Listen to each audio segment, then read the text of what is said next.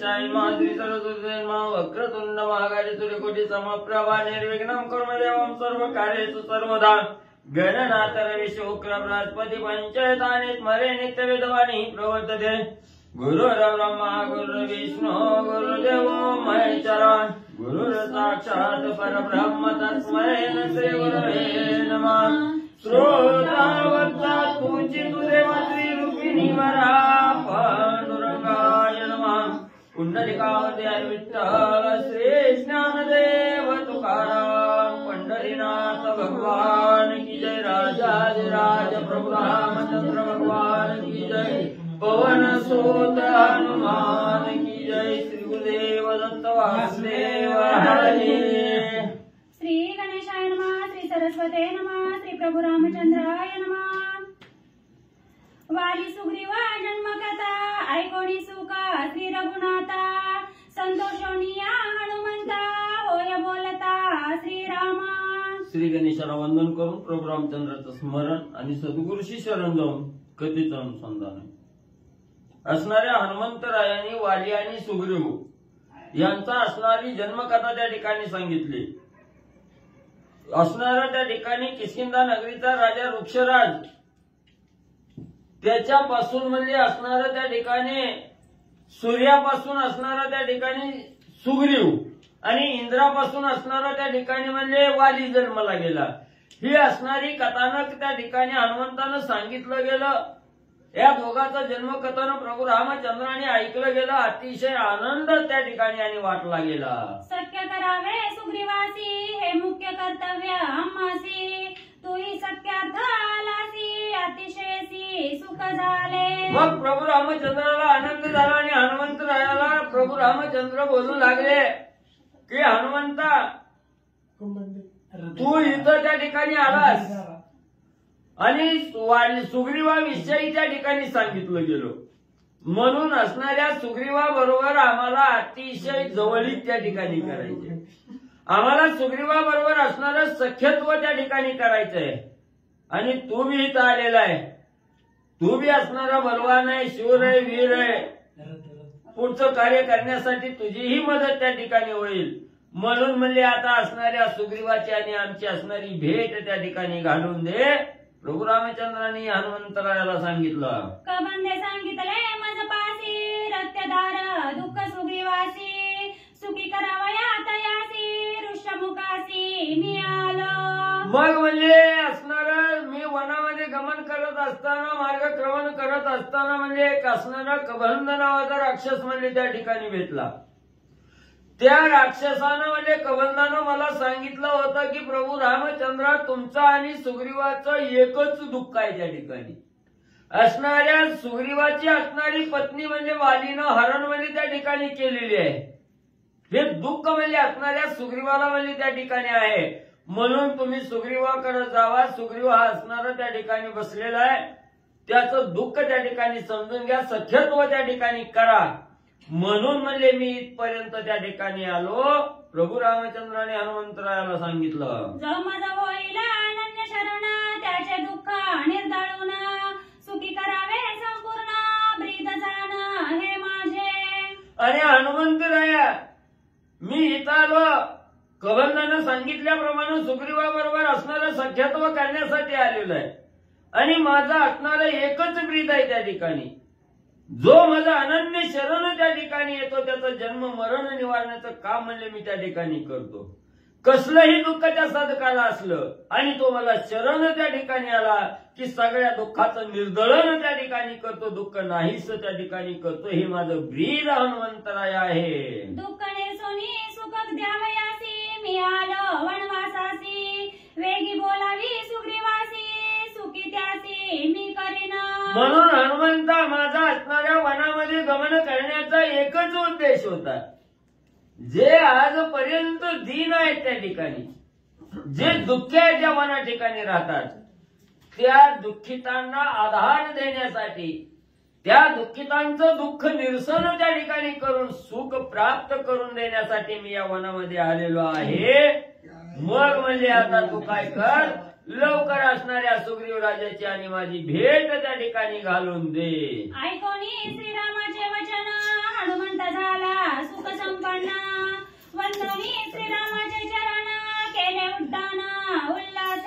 मग प्रभू रामचंद्राचं बोलणं हनुमंतरायांनी ऐकलं गेलं. हनुमंतरायाला एवढा आनंद त्या ठिकाणी झाला, प्रफुल्लित आनंद असणारे हनुमंतराया त्या ठिकाणी झाले.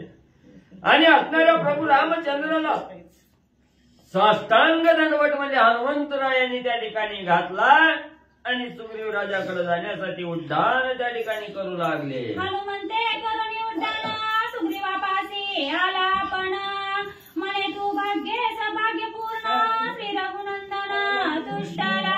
आणि लगेच असणाऱ्या हनुमंतरायांनी भलं मोठं उड्डाण त्या ठिकाणी केलं. आणि ज्या पर्वतावर असणारे वालीच्या ठिकाणी असणारे सुग्रीव राजा त्या ठिकाणी बसलेले होते, त्यांच्याकडे असणाऱ्या भरकन उड्डाण करून हनुमंतराय आले आणि सुग्रीवाला बोलू लागले. सुग्रीवा, राजे म्हणजे तुमचं असणारं भाग्य श्रेष्ठ आहे त्या ठिकाणी.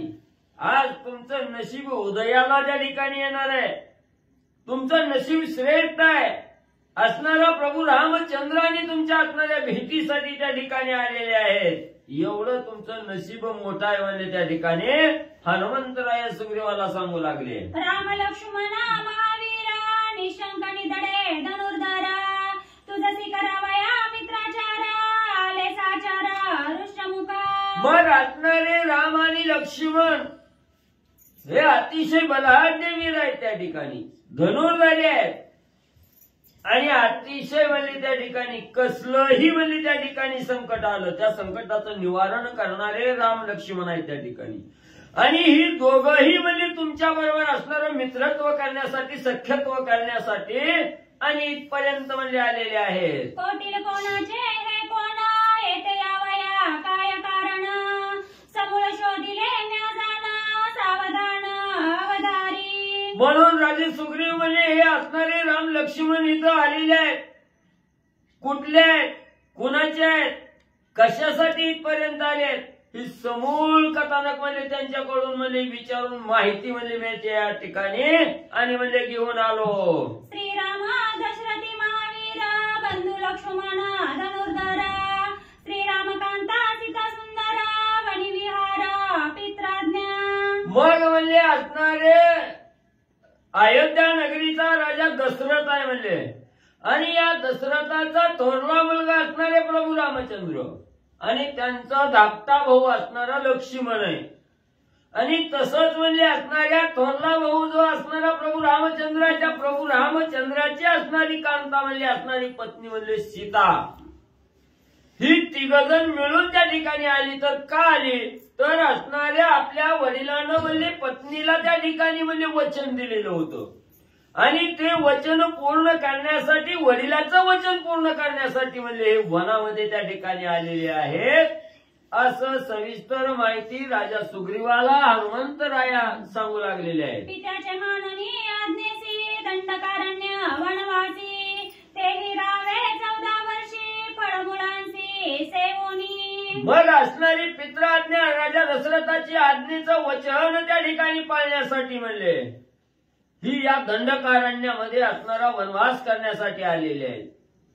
आणि हा असणारा वनवास करून वडिलाचं वचन पूर्णत्वाला त्या ठिकाणी न्यायचं म्हणून म्हणजे या असणाऱ्या वनामध्ये राम लक्ष्मण सीता आणि त्या ठिकाणी आले असता.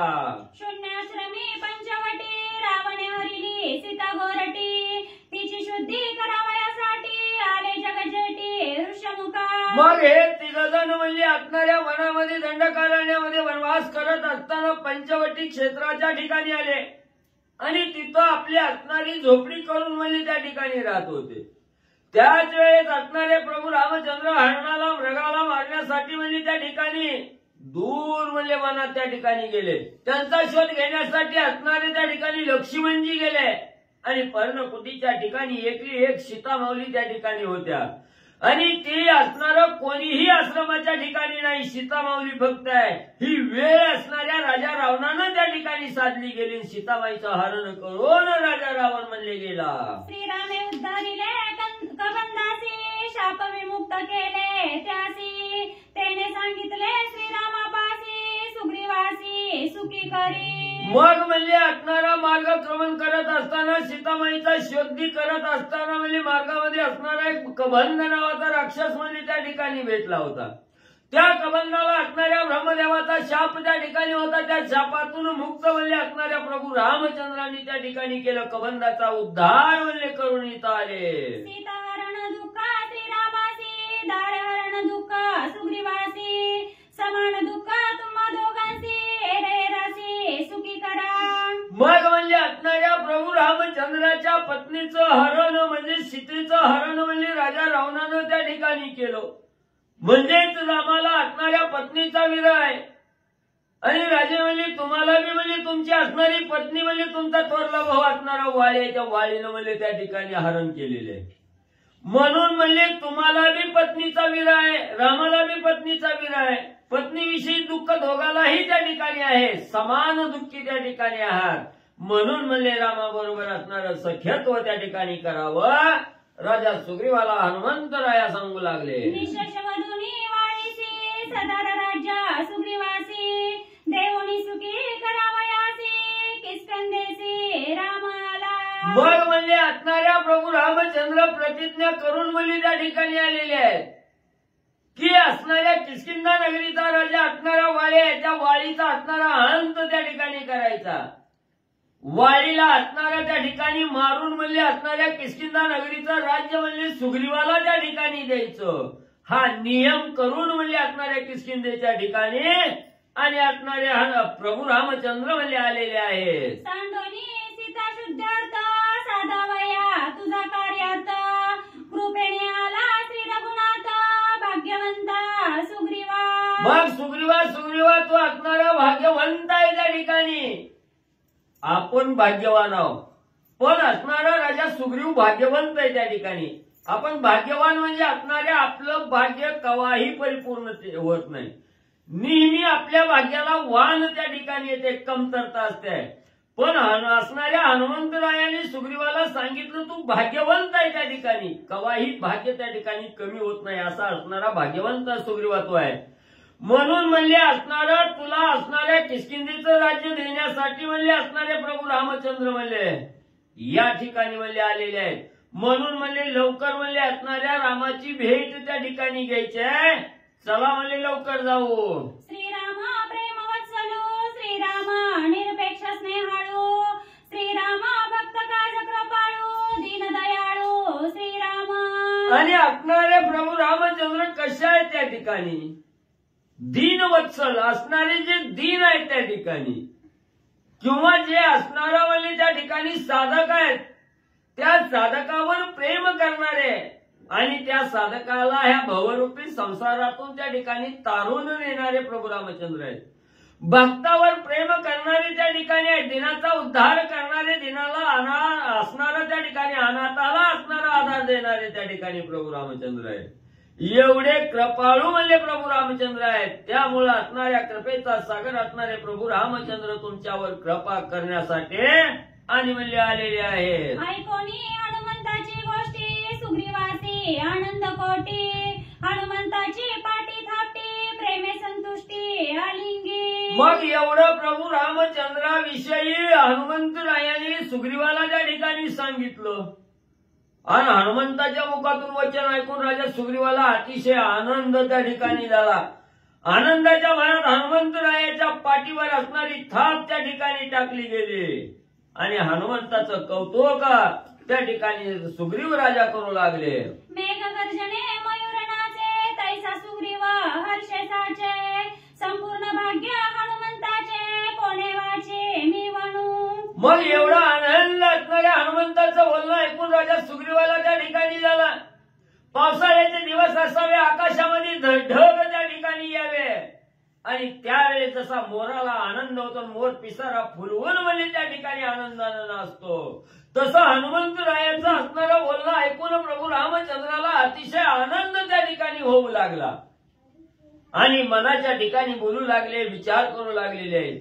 हनुमंतानं एवढं माझ्यावर कृपा त्या ठिकाणी केली, हनुमंतामुळे मला असणारा राम त्या ठिकाणी भेटायला मिळू लागला. हा आनंद कुठल्याही शब्दाच्या पलीकडे असणारा वर्णन करण्यासाठी त्या ठिकाणी कुठल्या वाचेनं मी हनुमंताचं असणारं वर्णन त्या ठिकाणी करू, एवढा श्रेष्ठ हनुमंतराय आज मला भेटला गेला. माझा साधिता आणि निस्वार्थ झाला श्रीरामाचा आप्त श्रीराम भाग्ये हा समर्थ कृत कृत्यार्थ मी झालो. मग असणारा सुग्रीव राजा म्हणू लागले, हनुमंतानं स्वतःचा स्वार्थ साधत साधत म्हणजे माझाही असणारा निस्वार्थ त्या ठिकाणी साधला गेला. आणि प्रभू रामचंद्र हा कसा आहे त्या ठिकाणी दिनाचा उद्धार करणार आहे, दिनावर कृपा करणारा प्रभू रामचंद्र आहे. आज याच हनुमंतामुळे मला असणारा राम त्या ठिकाणी भेटला गेला, याचा आनंद सुग्रीवाला होऊ लागलेला आहे. सुमन माळा सुकली आवरी स्वय सांडीचे शेवे दुरी तेवी श्रीराम वय होते भारी ते माळेच्या परी त्यागिले. मग म्हणजे असणारं त्या ठिकाणी कशी अवस्था असणाऱ्या सुग्रीवाची झालेली आहे.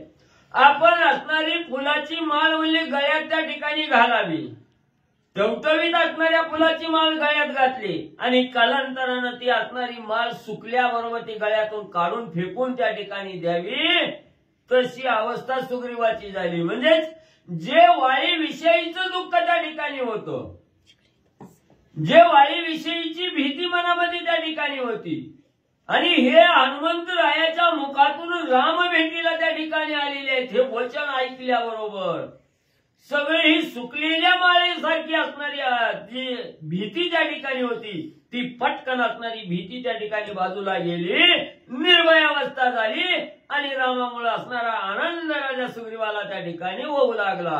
घ्यावया श्रीरामाची भेटी सुग्रीव निर्भया झाला पोटी श्रीराम लक्ष्मण या दृष्टी उठाउटी आले दोघे.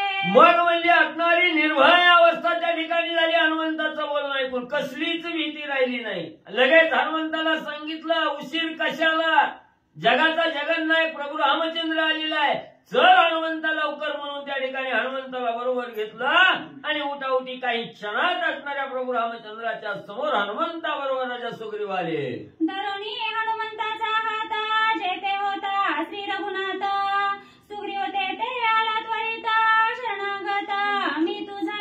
मग असणाऱ्या हनुमंतरायाच्या हाताला हात म्हणजे राजा सुग्रीवानी त्या ठिकाणी धरला. हनुमंताच्या हाताला धरून म्हणजे प्रभू रामचंद्र जिथं होते राम आणि लक्ष्मण, तिथं असणाऱ्या रामाच्या समोर हनुमंताबरोबर राजा सुग्रीव त्या ठिकाणी आले.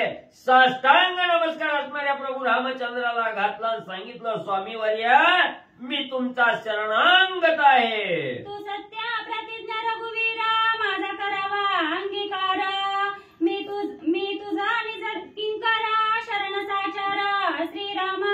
मग लगेच असणारा हात जोडला, विनंती करून प्रभू रामचंद्राला बोलू लागलेले आहेत, प्रभू रामचंद्रा शरणांगताचा आधार, शरणांगताचं रक्षण करणारा प्रभू रामचंद्र तुम्ही त्या ठिकाणी आहात आणि मी आज तुमच्या चरणावर त्या ठिकाणी शरण आलेलो आहे, म्हणून तुम्ही असणारं माझं दुःख त्या ठिकाणी समजून घ्यावं, मला असणारं त्या ठिकाणी सुख प्राप्त करून त्या ठिकाणी द्यावं, म्हणून म्हणले मी तुमच्या चरणावर शरण त्या ठिकाणी आलेलो आहे, मी तुमचा असणारा दास त्या ठिकाणी आहे, असं सुग्रीव राजा प्रभू रामचंद्रांना बोलू लागले.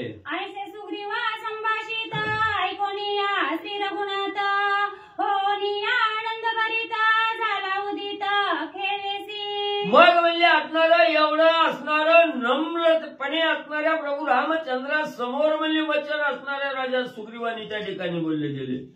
मग हे बोलणं ऐकून प्रभू रामचंद्रालाही अतिशय आनंद त्या ठिकाणी झाला. एवढा आनंद झाला कवा एकदा असणाऱ्या सदभक्ताला असणाऱ्या म्हणजे त्या ठिकाणी सुग्रीवाला भेट त्या ठिकाणी देतोय, कवा आलिंगन त्या ठिकाणी देतोय, अशी असणारी अवस्था प्रभू रामचंद्राची त्या ठिकाणी झाली आणि आपल्या कवेत घेण्यासाठी प्रभू रामचंद्र उत्सुक म्हणले झाले. सुग्रीव घाली लोटांगणा श्रीरामे उचलिला हाती धरून वानरे करुणी हस्तग्रहण दिदले आलिंगन हृदयेसी. मग म्हणजे असणारा त्या ठिकाणी राजा सुग्रीवानी म्हणजे प्रभू रामचंद्राला बोलले गेले, मी तुमचा दास आहे आणि या दासाचं रक्षण असणाऱ्या प्रभू रामचंद्रा तुम्ही त्या ठिकाणी करा, असं बोलले गेले आणि प्रभू रामचंद्राच्या चरणावर साष्टांग दंडवत असणाऱ्या राजा सुग्रीवानी त्या ठिकाणी घातला गेला.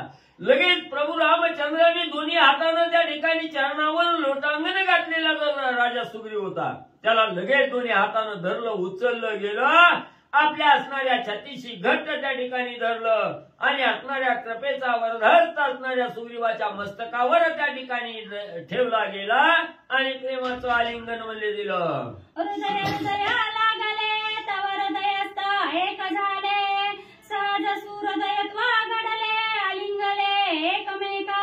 मग असणारं प्रेमाचं आलिंगन त्या ठिकाणी प्रभू रामचंद्रांनी सुग्रीवाला त्या ठिकाणी दिलं. आणि ज्यावेळी सुग्रीव राजाला प्रभू रामचंद्रांनी घट्ट असं छातीशी त्या ठिकाणी कवटाळलं गेलं. राजा सुग्रीवाचा आणि प्रभू रामचंद्राचं एकमेकाचं हृदय एकमेकाला त्या ठिकाणी चिटकलं गेलं. त्यावेळी मितूपणा संपला गेला. सर्व असणारा त्या ठिकाणी एकरूप अवस्था त्या ठिकाणी झाली. दोघाचं दोही पण त्या ठिकाणी गेलं. राजा सुग्रीवाला मी सुग्रीव आहे आणि समजदार राम आहे हे जे दुजेपणा त्या ठिकाणी दिसत होता हा मावळला गेला. एकरूप अवस्था त्या ठिकाणी आणि दोघांची म्हणले झाली. श्रीराम हृदयास्थ चितगण त्याची देता आलिंगन सुग्रीव हृदया समाधान वाळी भयबाण निमाले. मग प्रभू रामचंद्र हे सच्चिदानंद आहे त्या ठिकाणी. कवाही न संपणारा आनंद म्हणजे असणारे प्रभू रामचंद्र आहेत त्या ठिकाणी. आणि अशा रामाचं ज्यावेळी सुग्रीवाला त्या ठिकाणी आलिंगन पडलं गेलं तेव्हा एवढी निर्भय अवस्था त्या ठिकाणी झाली. एवढं असणाऱ्या सुग्रीव राजाला त्या ठिकाणी सुख वाटू लागलं. जे वाळीपासून जी असणारी भीती होती ती भीती त्या ठिकाणी संपली गेली. त्याला आठवत राहिला नाही की आपल्याला वाळी येईल आपल्याला मारील. आपली बायको असणाऱ्या वाळीनं त्या ठिकाणी नेलेली आहे. हे सगळं जे दुःख होतं चिंतन होतं चिंता होती ती चिंता मिटली गेली. आणि चिंता मिटल्याबरोबर चित्ताच्या ठिकाणी चिंतन त्या ठिकाणी रामाचं चालू झालं. एवढी एकरूप अवस्था असणाऱ्या सुग्रीव राजाची झाली. नरावा नरा पडली मिठी आधी व्याधी शमली पोटी सांगणे पुसणे सरल्या गोष्टी आनंद कोटी सुग्रीवा. मग ज्यावेळी प्रभू रामचंद्राचं आणि राजा सुग्रीवाचं आलिंगन त्या ठिकाणी पडलं गेलं तेव्हा ते आलिंगन पडल्याबरोबर जी काही असणारं दुःख होतं जी काही मनामध्ये चलबिचल त्या ठिकाणी होती ही सगळी संपली गेली. आधी व्याधी त्या ठिकाणी संपली गेली. कसलं दुःख त्या ठिकाणी राहिलं नाही. एकमेव असणाऱ्या प्रभू रामचंद्राचं आलिंगन त्या ठिकाणी पडलं गेलं. काय शिल्लक आहे फक्त रामच असणाऱ्या हृदयाच्या ठिकाणी. आणि सुग्रीव राजाला दिसू लागला. दोघा सख्या झाले अलौकिक अग्नी सूर्य प्रमाण साक्षा काही करणे न लगे देखा दोन्हींचे एक हृदय झाले. मग त्या ठिकाणी एवढं म्हणजे त्या ठिकाणी आनंद झाला. मितूपणा त्या ठिकाणी संपला गेला. दोन त्या ठिकाणी संपलं गेलं. निर्भय अवस्था त्या ठिकाणी झाली. जसं असणाऱ्या अग्नीचं तेज आणि असणाऱ्या सूर्याचं तेज एकत्र त्या ठिकाणी व्हावं. जसं असणाऱ्या सूर्याच्या तेजापुढे अग्नीचं तेज त्या ठिकाणी नाहीच होतं. एकरूप अवस्था त्या ठिकाणी होती. तशी सच्चिदानंद अवस्था असणाऱ्या प्रभू रामचंद्राला आलिंगन पडल्याबरोबर राजा सुग्रीवाची झाली. दोन्हींचे हृदय झाले एका त्याची निज सख्याचे सख्य आण प्रमाण देता भाका तो लौकिक अति अल्प. मग एवढा आनंद झाला. एवढं त्या ठिकाणी प्रेम दोघांच्या अंतःकरणामध्ये त्या ठिकाणी सामावलं गेलं. मितूपणा संपला गेला. सख्यत्व त्या ठिकाणी निर्माण झालं.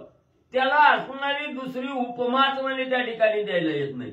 जर या दोघांच्या एकात्मतेविषयी उपमा जर द्यायला त्या ठिकाणी सांगितली गेली किंवा काही उपमा द्यायची म्हणलं फक्त लौकिकासाठी त्या ठिकाणी उपमा होईल.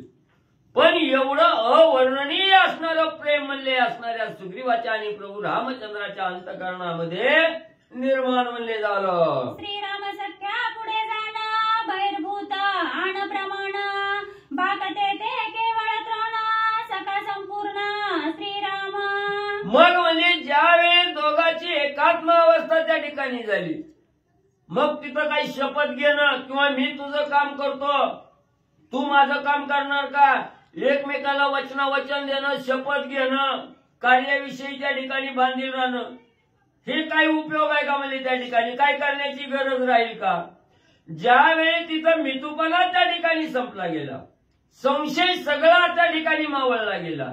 मग तिथं भाग घेणं शपथ घेणं हे फक्त लौकिकासाठी त्या ठिकाणी राहील अशी अवस्था दोघाची आणि त्या ठिकाणी म्हणली झाली. श्रीराम सख्याची थोरी अति आगाध चराचरी ते सख्य पावनी वानरी जय जयकारी गरजती. मग प्रभू रामचंद्र हे कसं आहे त्या ठिकाणी एकदा दिलेलं वचन आहे ते वचन पूर्ण केल्याशिवाय म्हणजे प्रभू रामचंद्र त्या ठिकाणी राहत नाही.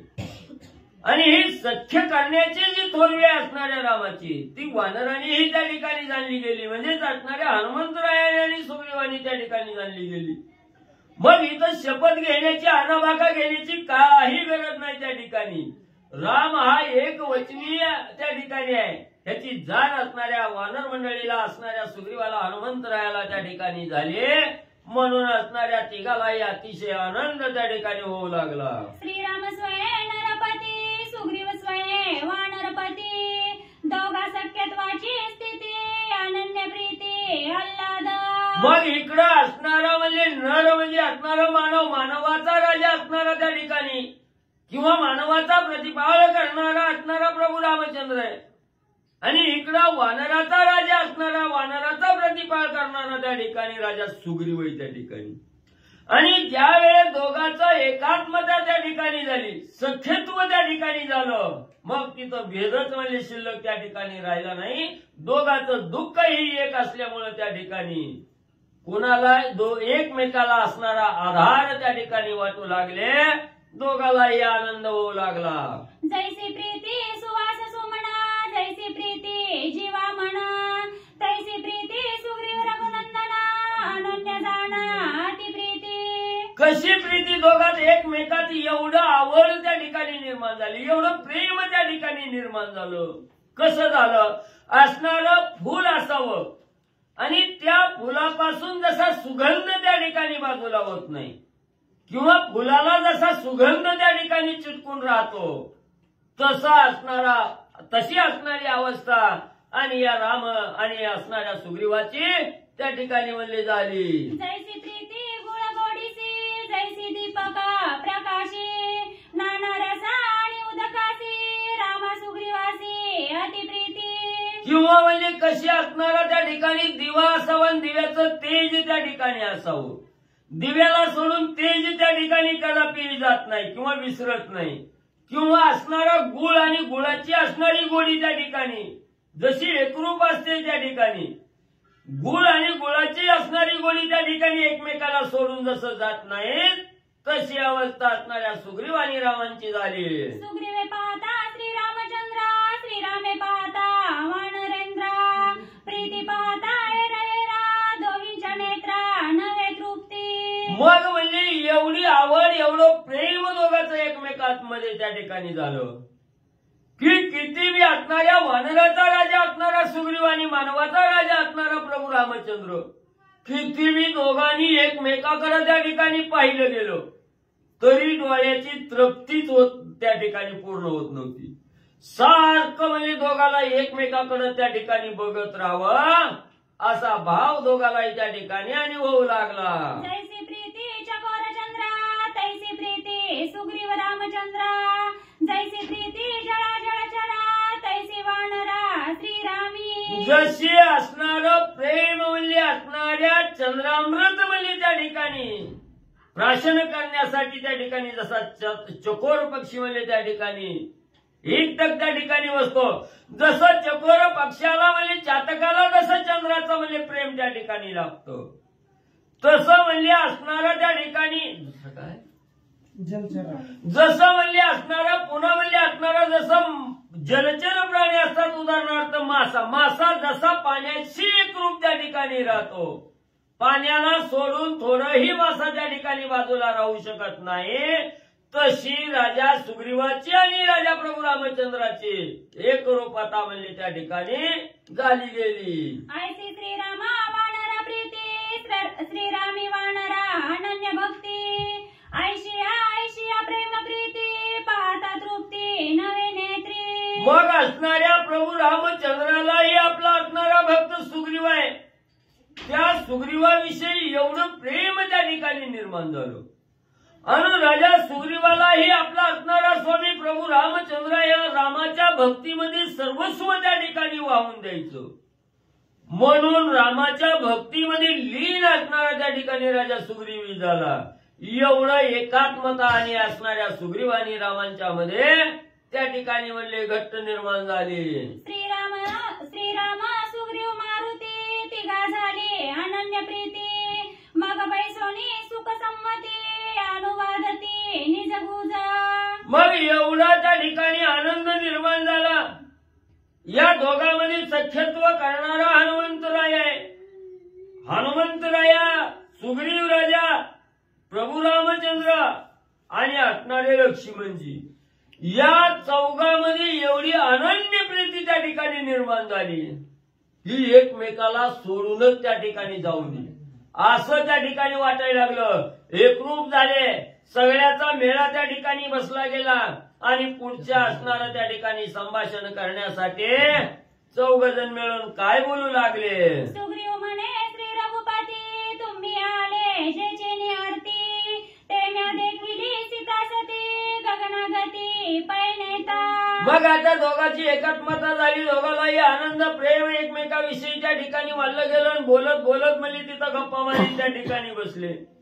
त्यावेळेस राजा सुग्रीव त्या ठिकाणी समोर आले. प्रभू रामचंद्राला सांगू लागले रामा तुम्ही ज्या कार्यासाठी इथं आलेला आहोत ज्या असणाऱ्या सीतामाऊलीचा शुद्धी करण्यासाठी तुम्ही या ठिकाणी आलेला आहोत ती असणारी सीतामाऊली म्हणजे मी डोळ्यानं म्हणले त्या ठिकाणी आणि पाहिली गेली. किती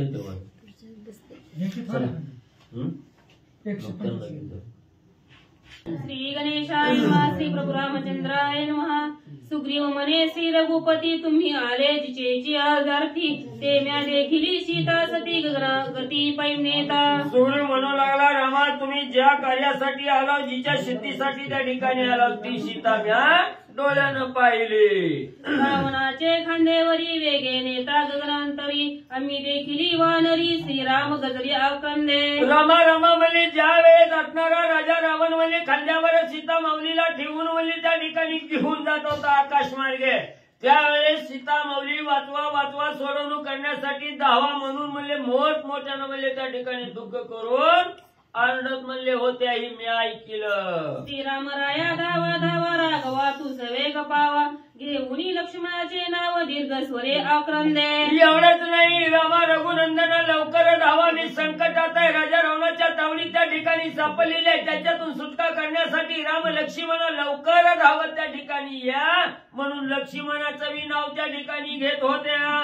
राम नाम सीतारवर वानरी एकिला पै सर्व अनिक झाले तिला गव ते अति पूर्व ऐक्य स्वामी. मग ज्या वेळेचा राजा रावणाच्या खांद्यावर बसून सीता त्या ठिकाणी जात होत्या दुःखाचा टाहो त्या ठिकाणी पडत होत्या रामनामाचं असणारं स्मरण त्या ठिकाणी करत होत्या आणि हेच रामनाम म्हणले वानरांनी त्या ठिकाणी ऐकलं गेलं. वानराच्या कानावर रामनाम त्या ठिकाणी पडलं गेलं. तेव्हा असणाऱ्या वानर मंडळींनी काय म्हणले लागव त्या ठिकाणी केलं. याची पर्वत शिखरी आम्ही असता पंचा वानरी उत्तरवासिया सीता सुंदरी सालंकारी त्या गेले. मग म्हणले त्या ठिकाणी आम्ही 5 जण म्हणले ह्याच पर्वतावर म्हणले त्या ठिकाणी वानर मंडळी म्हणले बसलेलो होतो आणि ही आम्ही 5 वानर त्या ठिकाणी बसलेलो असताना उत्तर दिशेकडून म्हणजे असणारा त्या ठिकाणी राजा रावण म्हणजे सीतामाईला घेऊन म्हणजे त्या ठिकाणी जात होता. त्यावेळेस असणाऱ्या सीतामाईनं म्हणजे फडक्यात बांधून म्हणजे अलंकार आणि त्या ठिकाणी आमच्याकडे टाकले गेले. लक्षणीय हनुमंता वस्त अलंकार सांडी सीता ते आले हनुमंताच्या हातास भाग्य म्हणून आणि असणारा राजा रावण घेऊन जात असताना सीता माऊलीनं खाली म्हणजे वानर त्या ठिकाणी पाहिली आणि वर्ण म्हणजे असणारा त्या ठिकाणी गटुड म्हणजे अलंकाराचं त्या ठिकाणी टाकलं. ते हनुमंताकडे बघून टाकलं आणि ते टाकलेलं गटुड म्हणजे हनुमंताच्याच हातात म्हणजे त्या ठिकाणी प्राप्त झालं. श्रीरामनामाचे उत्तरीय वस्त्र रामनामांकित अलंकार अम्मा दाखविले समग्र राखे निरंतर मारुती. मग रामनामाचं असणारं वस्त्र त्या ठिकाणी होतं आणि जे दागिने त्याच्यात होते अलंकार होते ती बी म्हणजे असणाऱ्या रामनामांकित दागिने त्या ठिकाणी होते. हे हनुमंतरायानं बघितलं गेलं. वस्त्र अलंकार रामनामांकित त्या ठिकाणी आहे, म्हणून ते रामनाम त्या ठिकाणी पाहिल्याबरोबर हनुमंतरायाला अतिशय प्रेम त्याच्याविषयी निर्माण झालं. म्हणून म्हणजे ते गटुडं हनुमंतरायानं म्हणजे जतन करून स्वतःजवळ ठेवलं. रामनामी ज्या विश्वास असे भाग्य सभाग्य ज्यास त्याची पावती श्रीरामवास भाग्य बहुवस हनुमंत. म्हणून म्हणजे त्या ठिकाणी जे भक्त म्हणजे रामनामावर विश्वास त्या ठिकाणी ठेवतात, ज्याला रामनामाची प्रचिती त्या ठिकाणी आली, ज्याला विश्वास त्या ठिकाणी ठेवतात, ते भक्त म्हणजे असणारा रामनिवास त्या ठिकाणी साधतात. रामाच्या चरणाजवळ ते असणारे सद्भक्त त्या ठिकाणी जातात. कोण जातात? ज्यानं असणाऱ्या भगवंतावर विश्वास ठेवला, ज्यानं रामनामावर विश्वास ठेवला, ते सद्भक्त म्हणजे असणाऱ्या रामचरणाला त्या ठिकाणी पावतात. रामाचं दर्शन म्हणजे त्या सद्भक्ताला प्राप्त होतं. रामनामे दीर्घ स्वर सीता क्रंदे सुंदर आम्ही एकता समग्र हनुमान वीर खळवळला. मग म्हणजे असणारी सीता माऊली म्हणजे मोठमोठ्यानं म्हणजे आक्रंदन त्या ठिकाणी करत होत्या, रडत होत्या, धावा करत होत्या. रामनामाचं सारखं म्हणजे असणारा टाहो त्या ठिकाणी फोडीत होत्या. आणि हे रामनाम म्हणजे सीतामाईच्या मुखातून आलेलं रामनाम म्हणजे हनुमंतरायानं बघितलं.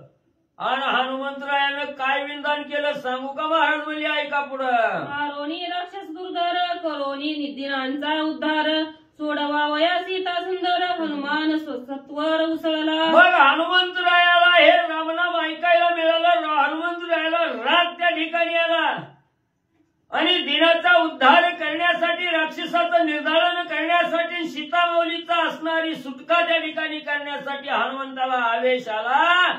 आणि दीर्घ असं उड्डाण म्हणजे हनुमंतरायाने आकाशाकडे केलं. रागे आपटोनिया सुपाटी वाटो गटारोनिया रक्तदृष्टी वळोनिया वज्रमुठी उठाउटी उडाला. मग असणारा त्या ठिकाणी राक्षसाचं निर्धारण करायचं, दिनाचा उद्धार करून सीतामाऊलीचा असणारी सोडवणूक त्या ठिकाणी करायची म्हणून आवेश त्या ठिकाणी आला. असणाऱ्या शेपटीचा तडाखा जमिनीवर त्या ठिकाणी आदळला. डोळं लाल भडक त्या ठिकाणी केलं. वज्रमुठ आवळली गेली आणि तसंच वलमोठ उड्डाण म्हणजे आकाशाकडं हनुमंतरायाने मारलं. बस की चला आज्ञा प्रतिपाळी. हनुमंताचे निज उड्डाण गेले चक्रकर टाकोन तळी तेने धाके रावण गेला लंगोन सागरू. हनुमंताजी सांगतात रामा आम्ही सीतेला पाहिलं. सुग्रीवजी सांगू लागले पण हनुमंताला भयंकर राग आला. रामनामाचा आक्रोश आकाशामधून येऊ लागला. दीनजनाचा उद्धार करण्यासाठी कुणीतरी संकटामध्ये आहे हनुमंतानं पाहिलं. एवढा राग हनुमंताला आला. ध्रुव मंडळापर्यंत हनुमंताचं उड्डाण गेलं. तेवढ्या वेळामध्ये रावण तळातून लंकेमध्ये निघून गेला. देखोनी लंकानात हनुमंत क्रोध करी शांत ऐसा एकोनी वृत्तांत अतिस्मित श्रीरामा. आणि हनुमंताचं आवेश असल्यामुळं, स्फुरण आल्यामुळं हनुमंताचं उड्डाण ग्रहचक्र टाकून ध्रुव मंडळापर्यंत गेला. तेवढ्या वेळामध्ये रावण निघून गेला. मग हनुमंतानं राग शांत केला पण जमा करून ठेवला. आईशिया कोपाची चौघडी शांती बुडी साठविली. पाठीमाग 18व्या अध्यायामध्ये कथा आली ना, ओवी आली की ही जी क्रोध आहे ती शांती बुडीमध्ये साठवला. टाइम आला की राग बाहेर काढायचा असं हनुमंताने विचार केला होता. राग होता पण अंतःकरणामध्ये साठवून ठेवला होता असं या ठिकाणी सांगतात. कोणी वानराच्या गोष्टी विस्मयो सौमित्राच्या पोटी सीतालंकार पावया दृष्टी उठाउटी अनविले. आणि अशा पद्धतीने कथा ऐकली. रामचंद्राला आनंद वाटला, लक्ष्मणाला विस्मय वाटला. एवढी ताकद हनुमंताकडे आहे याचं आश्चर्य वाटलं.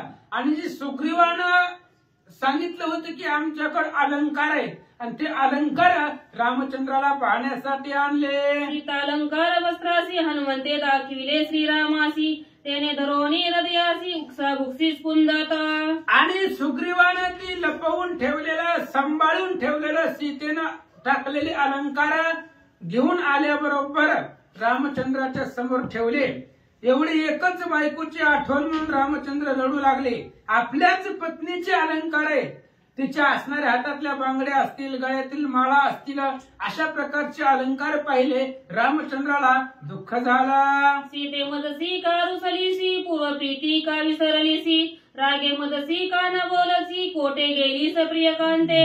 आणि त्या अलंकाराला पाहून रामचंद्र सांगू लागले, सीते माझ्यावरती रागवलीस, रुसलीस, काही गोष्टीचा माझा त्या ठिकाणी राग आला म्हणून माझ्या संघात अबोलाय, मला सोडून गेली. अशा पद्धतीचं दुःख रामचंद्र करू लागले.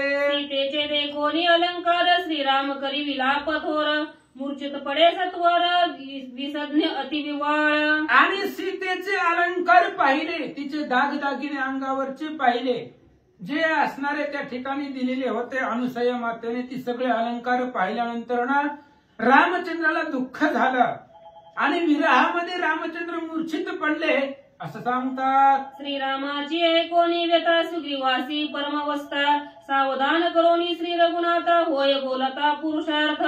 आणि रामचंद्राची अवस्था पाहिली, सीतेविषयीचं प्रेम पाहिलं. त्यावेळेस सुग्रीवाला चिंता वाटली. सुग्रीव कळवळला आणि कळवळून प्रेम आवेशानं सुग्रीवजी काय बोलतात ऐका. स्वामी तुझं मज सख्य झाले असता, तुझी निवार वेना व्यथा, तरी लागली लाज मित्रार्थ, आणि सीता शोधोनी. आणि रामचंद्राची अवस्था पाहून सुग्रीवानं बोलायला सुरुवात केली, रामा मी तुमचा मित्र आहे आणि आता तुमचं आमचं सत्य झालं असताना तुमची सीता कुठंही असू द्या, एकाच क्षणामध्ये मी आणेल तरच तुमचा मित्र म्हणवण्याच्या पात्रतेचा आहे असं सुग्रीवजी बोलतात. कळी काळाची मर्दती मान, ऐसे माझे चौघे प्रधान, अमित मिळवीन वानरांचे सैन्य, सीता शोधून आणीन. रामा तुमची सीता आणण्यासाठी फक्त 4 प्रधान माझे बलवान आहेत, बाकीचे वानर आहेतच, पण त्या चौघामध्ये एवढी ताकद आहे, कळीकाळ जरी समोर आला तरी त्या कळीकाळाची मान मोडायची ताकद माझ्या 4 प्रधानामध्ये आहे. नळ, नीळ, जांबुवंत आणि हनुमान. त्या नळ निळामध्ये अफाट ताकद आहे. जांबुवंत तर विचारायचंच नाही, मला तरुण असताना वामन अवतार होता भगवान श्रीविष्णूचा. ह्या राम अवतारामध्ये वृद्ध आहे आणि कृष्ण अवतारामध्ये कृष्णाबरोबर कुस्ती खेळतोय, एवढा जांबुवंत आहे, पहिलवान, ताकदवान. आता थोडीशी म्हातारपणामुळे ताकद कमी आहे, तरी सुद्धा अफाट शक्ती आहे. आणि हनुमंताचं तर विचारूच नका, कळी काळाला पायावरती लोळवतील एवढे 4 प्रधान माझे बलवान आहेत. स्वर्ग मृत्यू पाताळी, नेता असता जनक बाळी, घेऊन या जगदांडोळी, सीता वेल्लाळी आणीन. रामा तुम्ही टेन्शनच घेऊ नका, सीता कुठेही असू द्या, स्वर्ग पाताळ मृत्यूच्या ठिकाणी असू द्या, वानर तिथं जातील. आणि आलतीच महाराज, पंढरपूर पर्यंत आली होती वानर. सुग्रीवाने सांगितलं होतं, बघा पंढरपूरला चंद्रभागेत लपलाय का रावण सीतेला घेऊन. आवो बळ महो बळ धृत शंकरी, पांडुरंग महाक्षेत्री, वेणुनाद भीमा तिरी, सीता सुंदरी शोधावी. सुग्रीवराजाने सांगितलं होतं, जावा म्हणले भीमा तिरीला, तिच्या असणाऱ्या किनाऱ्यावरती पांडुरंग क्षेत्र म्हणत होते तेव्हा, त्या ठिकाणी बघा आहे का सीता. आणि स्वर्ग मृत्यू पाताळच्या ठिकाणी कुठं जरी लपला तो रावण सीतेला घेऊन, तरी त्याला शोधून आणतील असे माझ्याकडे दळ आहे. सुग्रीवजी बोलतात, श्रीरामा वाहतो तुझी आन, सीता आणीन मी शुद्धी करोन, पुढती शिवतो तुझे चरण, परम प्रमाण हे माझे. आणि रामचंद्र तुमच्या पायाची शपथ घेऊन सांगतो, सीता कुठंही असू द्या, ह्या स्वर्ग मृत्यू पाताळाच्या ठिकाणी सीता कुठं जरी असेल तरी तुमच्या पायाची शपथ घेऊन सांगतो की त्या सीतेला शोधून तिची शुद्धी घेऊन आम्ही इथे येतो. सुग्रीवजी बोलतात, रुदन करू नको श्रीरामा, एक माझी प्रमाण सीमा, अधपतन जाण मज प्लवंगमा, श्रीराम सीता जरी मी नाही. आणि रामचंद्राला सांगतायत, सुग्रीव राजा रामा रडू नका, अहो तुमची सीता जर मी आणली नाही तर मी अधपतनाला जाईल, मी नरकाला जाईल. माझं प्रमाण आहे, साक्ष आहे की मी तुमची सीता कुठेही असू द्या तिची शुद्धी किंवा तिला घेऊन येतो, हे माझं वचन आहे, माझं प्रमाण आहे. आणि ते जर मला करता आलं नाही तर मी अधपताला जाईल, नरकाला जाईल, असं सुग्रीवजी सांगतात. सीता शुद्धी सांडोनी श्रीरामा जरी गुंतेन अनिके कामा तरी वानर अधम जन्मा श्रीराम सीता जरी नानी. आणि सुग्रीवजी सांगतायत, रामा, जोपर्यंत तुमची सीता तुम्हाला भेटत नाही तोपर्यंत मी बाकीची कोणतीच कामाला हात लावणार नाही, कुठल्याच कामामध्ये गुंतणार नाही. फक्त लक्ष एकच असेल की तुमची सीता शोधणं. तुमची सीता तुम्हाला मिळेपर्यंत मी दुसरं कोणतंही कार्य हाती घेणार नाही, असं सुग्रीवजी बोलतात. सांडोनी सीता शुद्धीच्या क्रमात जरी मी लागेल अनिके कामा तरी धिक्कार माझी या जन्मा श्रीरामा सीता जरी नानी. आणि रामचंद्र सीतेचं कार्य, सीतेला शोधण्याचं कार्य सोडून मी जर दुसऱ्या कामामध्ये गुंतलो तर माझ्या जीवनाला अर्थ नाही, माझ्या जगण्याला किंमत नाहीये. तुमचं कार्य पूर्ण करील, तुमची सीता तुम्हाला मिळवेल, असं सुग्रीवजी सांगतात. सीता वियोग विभ्रमा दुःख न करी श्री रघुत्तमा निमेष आणि श्रीराम रमा प्रताप गरिमा पाहे माझी. आणि त्यावेळेस सुग्रीवजी सांगतायत, रामा, तुम्ही सीतेच्या विरहामध्ये दुःख करू नका. एकाच निमिषामध्ये सीता कुठेही असेल तरी मी आणतो, कारण आमच्यापाशी अफाट प्रताप आहे, सैन्य आहे, दळ आहे, संपत्ती आहे, ताकद आहे. त्यामुळे सीता कुठेही असेल तरी घेऊन येतो, सुग्रीवजी सांगतात. लाजविला पितामह ब्रह्मा लाजविला पूर्व जन्म महिमा लाजविले क्षात्र धर्म सीताराम श्रीरामा सीता जरी नानी. आणि त्यावेळेस सुग्रीवजी सांगतायत, रामा, मी जर तुमचं कार्य केलं नाही तर आमचे पूर्वज ब्रह्मदेव जे आहे, कालच ऐकलं ना आपण, ब्रह्मदेवाचा नातू असणार आहे सुग्रीव आहे. आमचे पूर्वज ब्रह्मदेव, त्यांना सुद्धा लाज वाटेल मी वचन देऊन जर कार्य केलं नाही. क्षत्रिय धर्म आहे आणि त्या क्षत्रिय धर्माला सुद्धा लाज येईल. सगळे असणारे आमच्या पूर्वजाला लाज येईल. जर तुमचं कार्य केलं नाही, सीता आणली नाही तर आमचं सगळं पूर्वज स्वतःला त्यांची लाज वाटेल, असं माझ्याकडून कृत्य घडेल, सुग्रीवाची सांगतात. कोणी सुग्रीवाचे वचन हास्य कधी श्री रघुनंदन तुझं राज्य दारा जितल्या विन सीता स्मरण मज नाही. आणि त्यावेळेस सांगू लागले, रामचंद्र हसले सुग्रीवाच्या बोलण्यावरती. आणि रामचंद्राने सांगितलं, सुग्रीवा, तू माझी सीता आणशील बरोबर आहे, पण आधी तुझं कार्य करायचंय मला. तुला पत्नी आणि राज्य दिल्याशिवाय मी माझ्या पत्नीला शोधायला एकही वानर पाठवणार नाही. आधी तुझी पत्नी आणि तुझं राज्य तुला मिळेल, मिळाल्यानंतर मग सीता शुद्धीचं बघू. रामचंद्र बोलतात, मित्र कार्या पुढे जाण सीता शुद्धी मजत्र समान वाहतो दशरथाची आन सत्य जाण सुग्रीवा. आणि रामचंद्र सांगतायत, सुग्रीवा, तू माझा मित्र आहे आणि माझ्या मित्राच्या कार्यापुढं सीता शुद्धी ही गवताप्रमाण आहे. आधी मित्राचं कार्य पूर्ण झालं पाहिजे. दशरथांची शपथ घेऊन सांगतो, आधी तुझं कार्य करायचं, मग सीता शुद्धी करायची, असं सांगतात. जे तू बोललासी निर्वाण ते मज मानिले प्रमाण तुझे कार्य न होता पूर्ण सीता आगमन मज निंद्य. जेवढं जेवढं तू बोललेलं आहे ते प्रमाण आहे. मला माहिती आहे तू करू शकशील, तुझ्यापाशी ताकद आहे, तुझ्यापाशी शक्ती आहे, तुझ्यापाशी यश कीर्ती प्रताप आहे, सगळं करू शकतील. पण जोपर्यंत तुझं कार्य होत नाही तोपर्यंत सीता आणली तरी ते मला निंदनीय आहे, असं सांगतात. वैश्वदेव बळी विद्वान न करिता भोजन निंद्य जाण तेवी तुझे कार्य करिता पूर्ण सीता आगमन मज निंद्य. आणि त्यावेळेस सांगू लागले, वैश्वदेव म्हणजे अग्निदेव. अग्निदेवाला नैवेद्य दाखवल्याशिवाय जेवण केलं तर ते भोजन निंदनीय आहे. तसं तुझं कार्य पूर्ण झाल्याशिवाय सीता जरी इथं आणली तरी ते निंदनीय आहे, रामचंद्र बोलतात. तेच की ही आधी बसू द्या, म्हणजे गड्याचा आवाज पुन्हा बरं ते तुझं स्तर बसू दे. श्री गणेशाय नमः, श्री सरस्वते नमः, प्रभू श्रीरामचंद्राय नमः.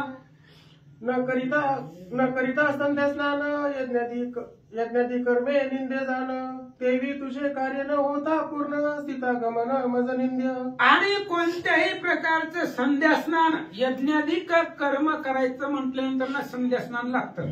संध्याकाळी आंघोळ करून यज्ञाधिक कर्माला काही नियम असतात आणि एकांतामध्ये भजन करायला कुठलेही नियम नाही. एकांतामध्ये नामस्मरण करायला नियम नाही. पण पुतीला यायला कमीत कमी हातपाय तरी धुतलेलं पाहिजे. आपल्याला संध्या स्नान नाही होत पण हातपाय तरी धुतलेलं पाहिजे. शुद्ध आचमन पाहिजे. त्यामुळे यज्ञाधिक कार्य करत असताना संध्या स्नान गरजेचं आहे असं या ठिकाणी सांगतात.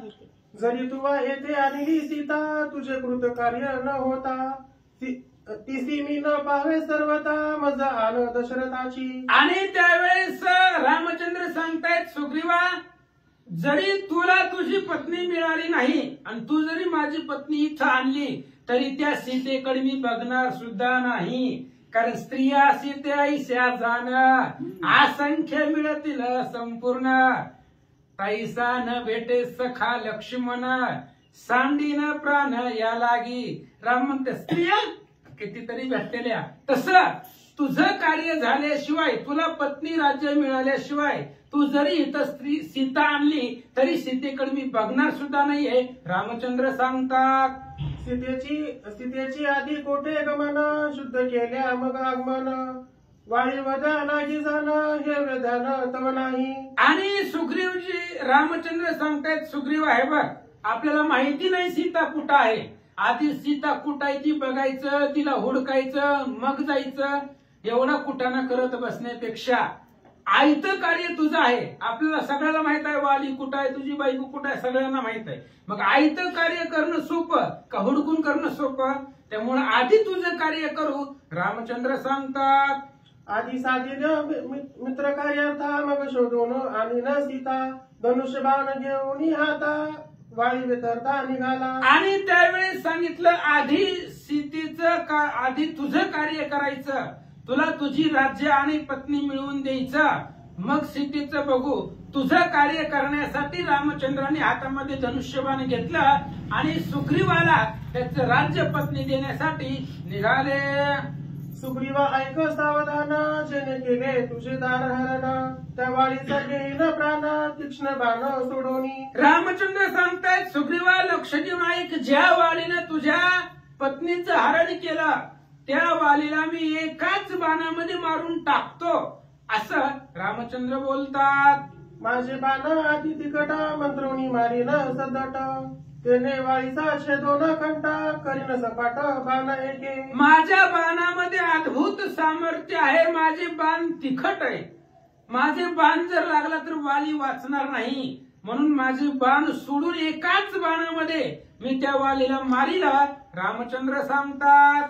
वज्रे हानी त्याला पर्वत जैसा विपुडे पृथ्वी अंत तैसा वाळी वेदान येत रुधिरोक्षत देखतीसी. आणि वज्र हाणल्यानंतर वज्र कितीही मोठा पर्वत असला तरी वज्र छोटस असतं आणि ती वज्र पर्वताचं पीठ करून टाकतं.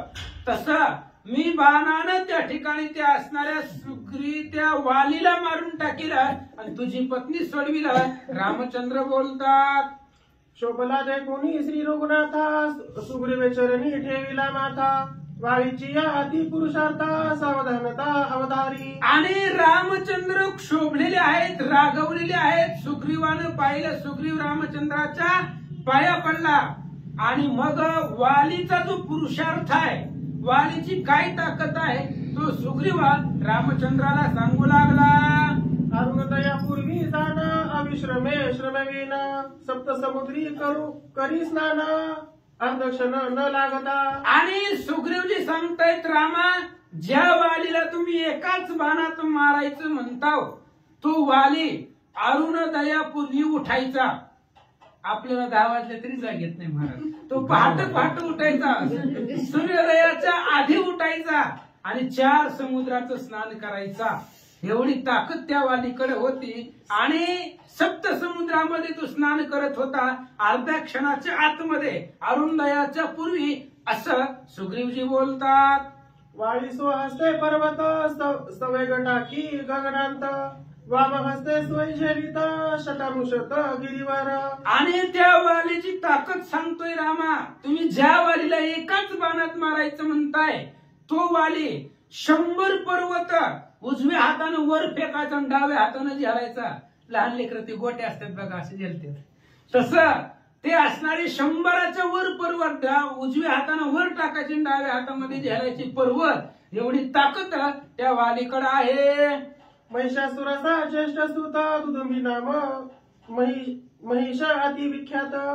युद्ध लागी परमौदित विचरित तीही लोकी. आणि महिषासुराचा मोठा असणारा मुलगा त्याचं नाव दुदुंबी आहे. महिषासुर जगदंबेनं महिषासुराला मारलेला आहे त्याचा असणारा मुलगा महिषासुर त्याचं नाव होतं. आणि त्याच्यापाशी अफाट ताकद होती. म्हणून तो आपल्या बळवान आपल्या ताकदी बरोबर कोणी भेटतोय का म्हणून त्रिभुवनामध्ये तो हिंडू लागला. दुदुंबी जाऊनी पाताळासी युद्ध मागे वरुणापासी. त्याने धाडिले हेमाद्रीपासी जाय त्यासी युद्ध करी. आणि तो असणारा दुदुंबी गेला पाताळामध्ये. वरुण देवाला म्हणला महाराज बघायचं का. महाराज म्हणले नको आम्ही बुद्धी पुराण सांगणारे माणसं आहेत आमच्याकडे कुठं. आम्ही युद्धाच्या भानगडीत पडत नाही. मग वरुणानं सांगितलं तू जा म्हणले ते हिमालय पर्वताकडे त्याच्याकडे अफाट ताकद आहे. आम्ही कुठं आम्ही भांडणामध्ये नसतो. वरुण देवानं त्याला नमस्कार केला आणि हिमालयाकडे त्या दुदुंबीला पाठवला. दुदुंबी येऊनी युद्धार्थ हेमाद्रीचे पाचारित. तो म्हणे मे यथार्थ शक्त जाय युद्धार्थी तू यमापासी. आणि दुदुंबी गेला हिमालयाकडे. हिमालय म्हणला केला असतं पण आता थंडीचा मोसम आहे त्यामुळे माझं अंग जरा गार पडलंय त्यामुळे आता नको तुझ्या बरोबर युद्ध करायला. तो असं कर यमाकडे जा. ते यमाकडे ताकद आहे. तुझं आणि यमाचं युद्ध होईल. तुझी जी काही ताकद आहे अंगामधली ते यम राजा पूर्वीला असं म्हणून यमाकडं त्या हिमालयानं दुदुंबीला पाठवला. दुदुंबी पाचारी यमासी यम विचारी मानसी. वाळी हस्ते मृत्यू यासी त्याने त्यापासी धाडिले. मग लगेच गेला ते यम लोकाला गेला आणि यम लोकापाशी गेला आणि यमाला बोलवलं युद्धासाठी. यम म्हणला तुझं बघण्यापेक्षा तुझं पंचांग बघतो. कारण यमाकडे तीच डिपार्टमेंट आहे. कुणाचं मरण कुणाच्या हातात आहे कुठं आहे कसं आहे सगळं यमाला माहिती आहे. त्यामुळे यमानं त्याचं कुंडली काढली पंचांग काढलं कुठं मरण आहे किष्किंधेत मरण आहे. मग यम म्हणला आपण आपल्या हातून मरतच नाही. ह्याचा अजून टाइम आलेला नाही. ह्याची अजून वेळ आलेली नाही तोपर्यंत जगू द्या. वेळ आली की पुन्हा सोडायचं नाही. म्हणून यमानं सांगितलं बाबा तू किष्किंधेला जा आणि त्या वाली बरोबर युद्ध कर. म्हणून किष्किंधेकडे दुदुंबीला यमानं पाठवलं. यम म्हणे दुदुंबीसी मज युद्ध न करावे तुझसी. तू युद्ध करी वाळीसी तो समबळेसी बळिष्ठ. आणि यमानं दुदुंबीला सांगितलं म्हणले नाही मला तुझ्या बरोबर युद्ध करता येत आम्ही हारलो. कारण यमानं सांगितलं नाही आता याचा अजून टाइम आलेला नाही. टाइम आला की आपण सोडायचं नाही. टाइमाच्या आधी आपल्याला कोणालाही उचलता येत नाही. म्हणून लगेचच त्याला सांगितलं जा तू किष्किंधेला. आणि किष्किंधेला गेल्यानंतर ना तिथं वाली राज्य करतो. त्या वाली बरोबर तू युद्ध कर. यम दुदुंबीला बोलू लागला.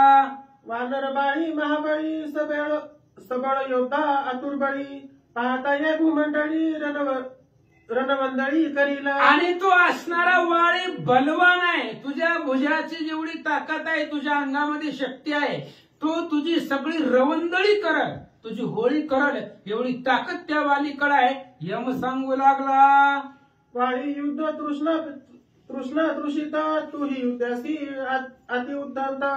वाळीपासी जाऊन त्वरित युद्ध पुरुषार्थी करीत्यासी. आणि त्या वालीला युद्धाची भूक लागलेली आहे आणि तुला बी त्या ठिकाणी युद्धाची भूक आहे. त्यामुळे तुम्ही दोघही जावा आणि दोघही जाऊन त्या ठिकाणी असणारे त्यांच्या बरोबर युद्ध करा असं सांगतात. तू मनसी वाळी कोण किष्किंधेचा राजा जाण. त्यासी करावे युद्ध दारुण अंगवाहन पाहो तुझी. आणि तू जर विचारलं वाली कोण आहे तर मला माहित आहे कोण कुठं राहतंय. घर नंबर सहित माझ्याकडे रेकॉर्ड असते. उचलायच्या टायमाला अडचण नको. त्यामुळे जगात कोण कुठं राहतंय सगळं मला माहिती आहे. किष्किंधेला जा आणि किष्किंधेचा राजा असणारा तो वाली आहे त्याच्या बरोबर जाऊन युद्ध कर. यम दुदुंबीला बोलू लागला. ऐसी ऐकता वचन दुदुंबी सवेग आला जाण. ठाकोनी पावला किष्किंधा भुवन करी गर्जन युद्धार्थ. अशा पद्धतीचं बोलणं ऐकलं. दुदुंबी वेगानं आला, सवेग लगेच आला, वेळ लावला नाहीये. डायरेक्ट यमलोकातून किष्किंधेमध्ये आला आणि आल्यानंतर वालीच्या नावानं युद्धासाठी पाचारण करू लागला. येथे कोण सबळ बाळी त्याने बाहेर निघावे याची काळी. युद्ध यावे मज जवळी रणरांगोळी मी करीन. आणि किष्किंधेमध्ये गेला आणि बाहेर उभारून ओरडू लागला, कोण वाली आहे या राज्यामध्ये? ज्याचं वर्णन यमानं करावं असा कोण जगतामध्ये वाली श्रेष्ठ आहे? त्यानं बाहेर या, माझ्या बरोबर युद्ध करा. रण रवंदळी, त्या वालीची रवंदळी होळी करून टाकेला असं तो दुदुंबी बोलू लागला. ऐकोनी दुदुंबी युद्ध वादन वाळी करुनी उड्डाण.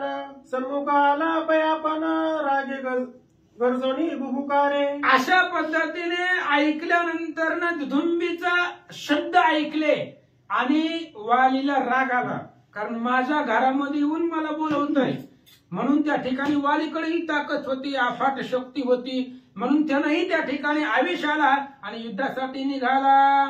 कुंडली कवरधारी विठ्ठल श्री ज्ञानदेव तुकाराम पंढरीनाथ भगवान की जय.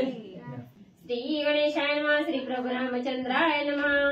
ऐकता भुभुकार आरोळी दुदुंबीची बैसली कांटाळी. म्हणे वानर हा महाबळी केव्या कळी संग्रामी. असो पांडुरंगा करू प्रथम नमन दुसरे चरण संतांच्या त्यांच्या कृपा आशीर्वादाने कथेचा विस्तार व आवादी सद्गुरू असतो का. बसलेले सर्व श्रोते मंडळी साधू संत यांना साष्टांगपणे पाद करून कथेला सुरुवात. कथेचं अनुसंधान युद्धासाठी आव्हान दुदुंबीने केलेलं आहे. आत्मच आवाज टाकला, थांब आलो, थांब आलो म्हणलेला आवाज दुदुंबीने ऐकला. दुदुंबीची कंटाळीच बसली. मला ज्याच्या बोलण्यात एवढी ताकद आहे, त्याच्या अंगात ताकद किती असेल. पहिल्यांदाच गार झाला, बोलण्यातच दुदुंबी गार झाला गेला. म्हणलं आता आपलं काय खरं नाही, आपल्या बरोबर हे असणार युद्धाच्या ठिकाणी असणार, आपल्याला नक्की जिंकल, आपण हारल. अर्ध तर आवाजानेच, म्हणून सुरुवात भांडण बोलण्याने असते. तेव्हा अर्ध तर माणसाला गार करते ती बरं का. मग त्याच्यात जिंकला तर जिंकला. तशा प्रकारची दुदुंबीची अवस्था झाली. वाळी सिंहणीता मुष्टिघात दुदुंबी चौकळला हात. तेने धाके पळे वनात ती गुप्त आणि जमावा. काय केलं म्हणजे भांडणाचा अर्धा गप तर झाला होता. तेवढ्यात पुढे आल्याबरोबर आपली मूठ वळली, दिशा अंगावर वाळीच्या टाकली. वाळीच्या टाकलं तर ह्याचाच हात उपाळला. म्हणलं काय खरं नाही, म्हणलं वाळी आता आपल्याला ऐकत नाही, पळून गेलेलं बरं. तिथून पळाला आणि कपट काळस्तर करून एका विवराच्या ठिकाणी दुदुंबी लपू लागले. प्रवेशात आणि दवेळी थापे आणि तला तया वेळी. अशुद्ध मुनी भूतळी प्राण तात्काळी. आपल्या असणारी लपण्याची जागा आहे, त्या लपण्याच्या जागेमध्ये दुदुंबी असा घुसणार. तेवढ्यात वाली पाठीमागून आला, दिले पाठीवर एक धक्का टाकल्याबरोबर उलटून असणारा दुदुंबी खाली पडला. नाका तोंडात रक्त, जागेवर पाणी बी मागू दिलं नाही. क्या मेला. त्या दुदुंबीच्या कलेवर कैलास प्राय माथोर. श्रीराम पाय पाचाचार अति दुर्धर सुरनरा. बघा प्रभू रामचंद्र, त्या दुदुंबीचं असणारं शरीर जसं भला मोठा कैलास पर्वत असावा, त्या पहिला कैलास पर्वतासारखं आगडबमच्या तगडबम असणारं शरीर आहे. सूरनर, सूर म्हणजे देव, नर म्हणजे माणूस. सूर नरांना सुद्धा असणारं दुर्धर महाभयानक असणारं ह्याचं शरीर प्रभू रामचंद्र समोर दिसलं का. ह्याला काय करायचं आहे का. ते उचलावया कलेवर स्वयंशक्त वाळी वीर. दुसरा सुग्रीव वानर, तिसरा शूर सेन. आता ह्याचं जे का असणारं शरीर पडलेलं आहे, त्याचा अंतिम संस्कार करायचे. चौघांनी खाद्यावर घ्यायचं, राम नाम सत्य आहे म्हणायचंय. कुणीच नाही व स्वर्गमूर्ती पाताळमध्ये कुणीच नाही. एकच आहे, तो म्हणजे वाळी. दुसरा आहे सुग्रीव, पण ती दोघं एकत्र येत नाही ती. आणि तिसरा काय ह्याला मिळाला नाही. उचलून शरीर बाजूला करायला सुद्धा ह्या कुणाच्यात सुद्धा ताकद नाही. या दोघांशिवाय तिसरा अजून पृथ्वी तलावर बरोबर रामचंद्र नाही असं सुग्रीव राजे ते असणाऱ्या दुदुंबी कलेवराची माहिती सांगू लागले. दुदुंबी देवा उद्धारार्थी धांडोळीता त्रिजगती. तिसरियाची न चल शक्ती ते उचली ती दोघे बंधू.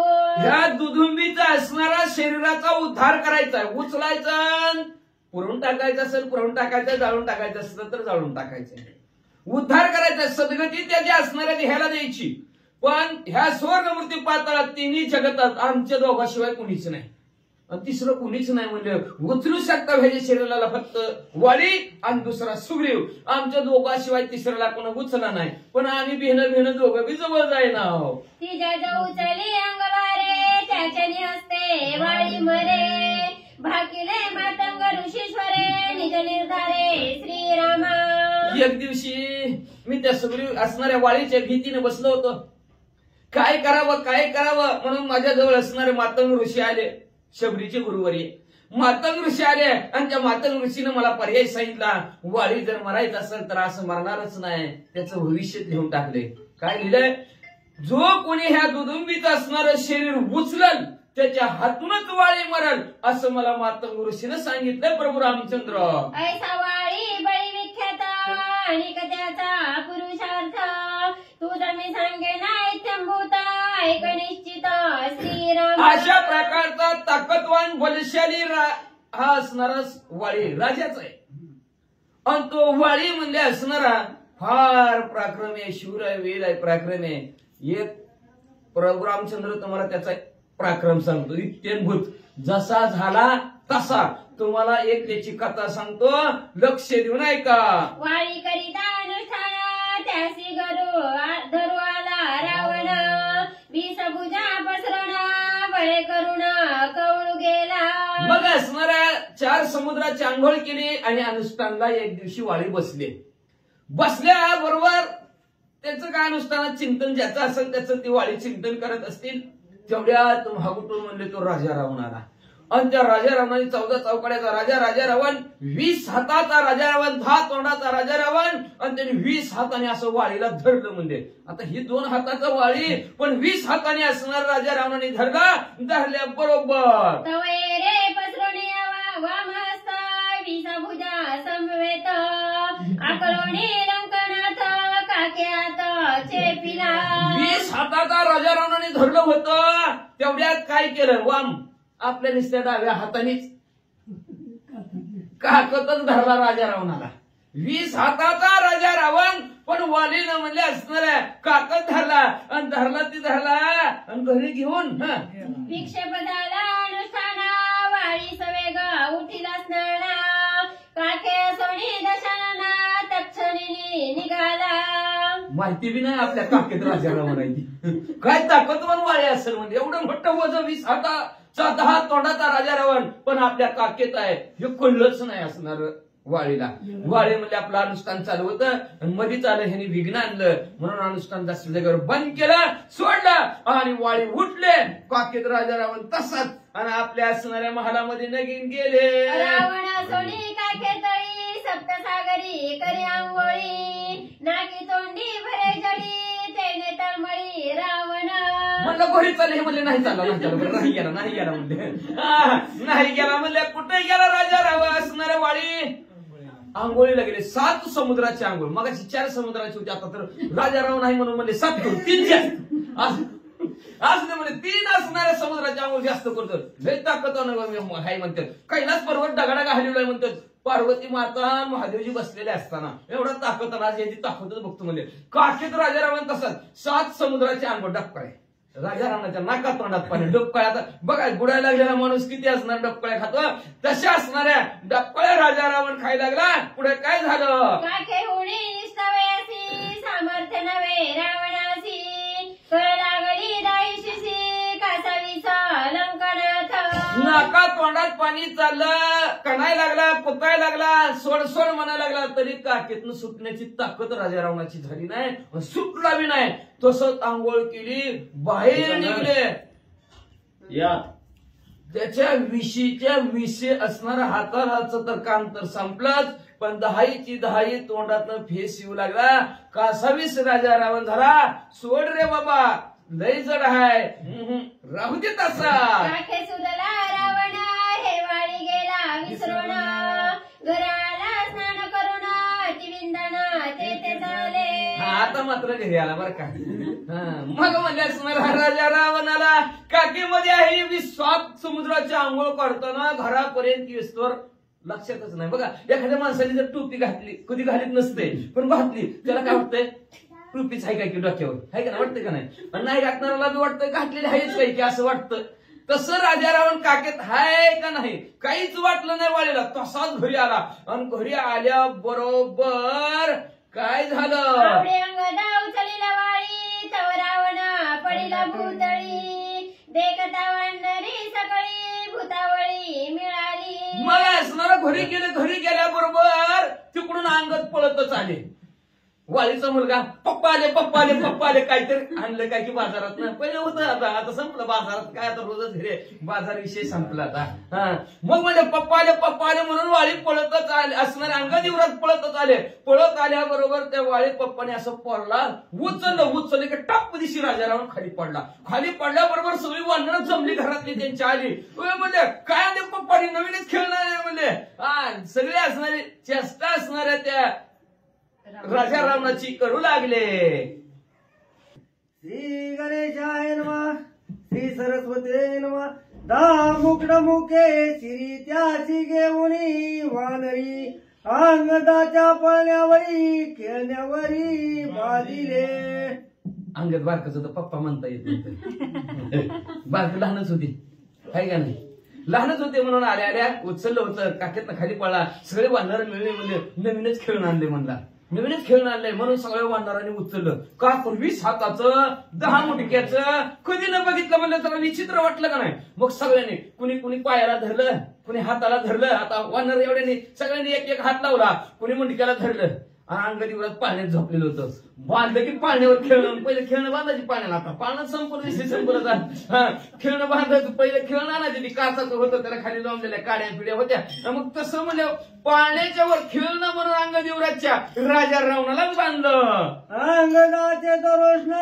मुतरी रावणाच्या बरं मुखावरी आणि आता मुले चिमटीत सर्वांगे मग म्हणले आता अंगदिवराज आता ती पाळण्यात होतं आता पाळण्यातल्या लेकराला काय म्हणतात शी आणि शिशू म्हणतात त्याला शी बी कळत नाही कुठं करायचं शिव बी कुठं करत नाही आता त्याला काय माहिती काय खेळणं बरं बांधलंय का जिवंत माणूस आहे काय माहिती आपलं ती म्हणजे असणार हात हलवायला लागला पाय हलवायला लागलं हात हलवताना राजा रावणाच्या कंटाळीत बसू लागल्या पाय हलवताना राजा रावणाला लाथ लागू लागल्या मधनच त्याला आता गाडी वाचला बाळाला काय कळतंय दिले सोडून राजा रावणाला खरड काय कळलं का नाही माहिती पण पुढे आपल्याला काय म्हणणार ती धार एवढी तेज धार मध्ये होत ती असणाऱ्या अजून राजा रावणाच्या तोंडावर तसाच्या तसा वन राहायला म्हणतात वाचा निर्गमनाई रावणाची पौलस्ती येऊनी वाळी पासी भिक्षा मागुरी घेतले लंकेशाची वानरी त्याची विनोदी केला अशा प्रकारचा 14 चौकड्याचा राजा 1 लाख पोरं 1.25 लाख नातू असणारांचा 80,000चा दादला पण त्याला खेळणं वानरांनी केलं एवढा असणारा वाळी आमचा ताकदवान आहे एक भाऊ एका भावाची एक असणारा शत्रूची असणारी मोठेपणा सांगतोय चांगल्याचा तर कुणी करण पण शत्रूचा सुद्धा मोठेपणा सांगत म्हणजे शत्रू किती मोठा असेल असं प्रभू रामचंद्राला सुग्रीवराजे सांगत आहेत की अशी फजिती त्या राजा रावणाची केली मग साक्षात पोरग घरात कामावून येतंय राजा रावण कधी पण घरी लवकर येत होता पण त्या दिवशी 2-4 दिवस घरी गेलाच नाही पौलस्त्य ऋषीमध्ये पोरग कुठं चुकलंय काय झालंय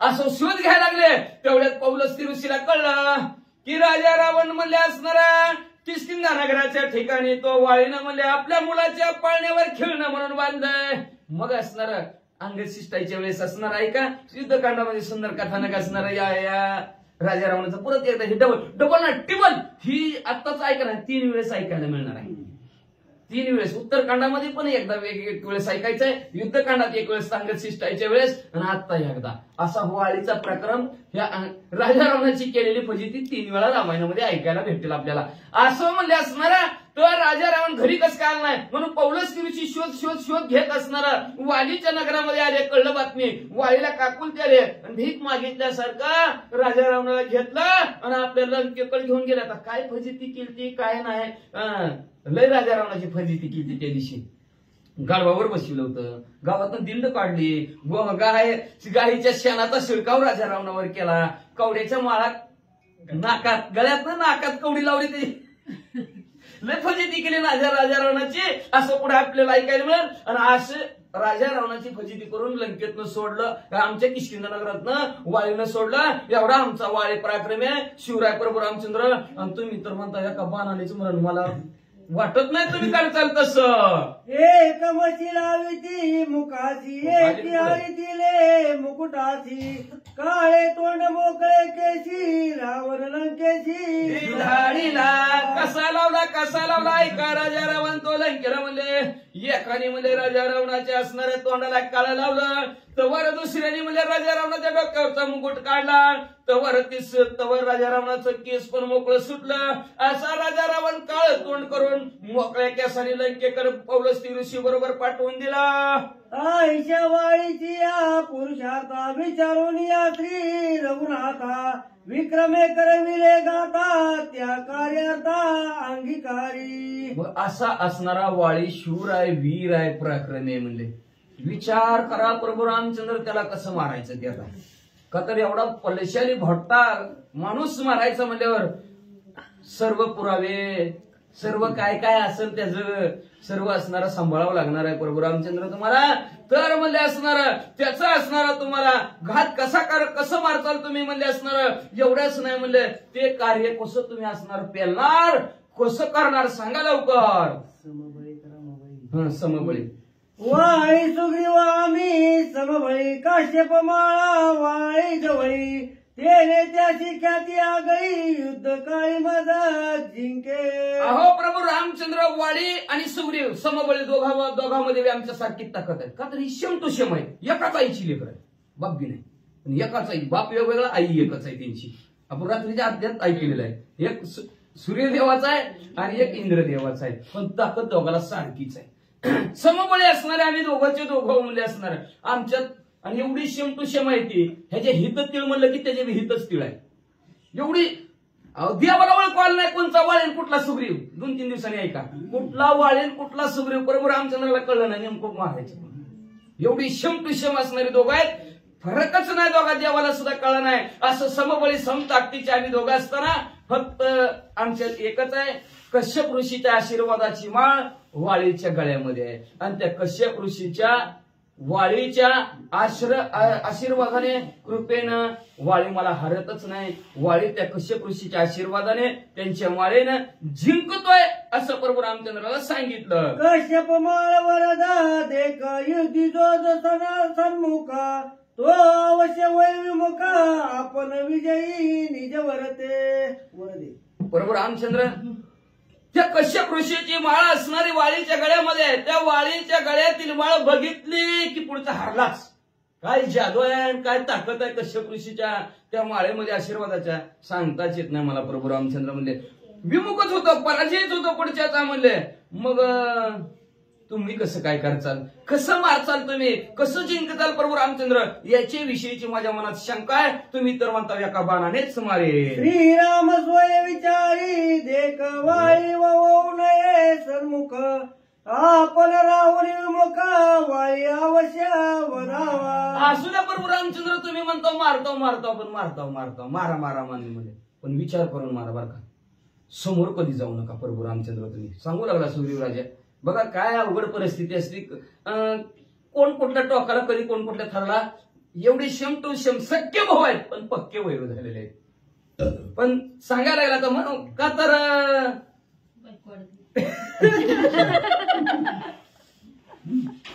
किती सांगितलं तरी ऐकत नाहीत. फार टोकाची भूमिका घेतलेली ह्याच्यात मध्ये असणार. काय करणार मग म्हणले वाळी सुग्रीवानी घेतले नाही का तर रोजचं असणार. रोज 6-6 महिन्याला भांडण, एवढं भांडण करायची की विषय संपला असणार आपल्याला ऐकायला मिळणार आहे. मग म्हणजे असणार वाळीनं सांगितलं प्रभू रामचंद्र विचार करा. प्रभू रामचंद्र विचार करा तुम्ही वाळीच्या समोर जाऊ नका. वाळीच्या समोर गेला ती कश्यप ऋषीची माळ बघितली की म्हणजे असणार तुम्ही चपल पराजय होईल म्हणून तुम्ही आड बाजूनं मारा.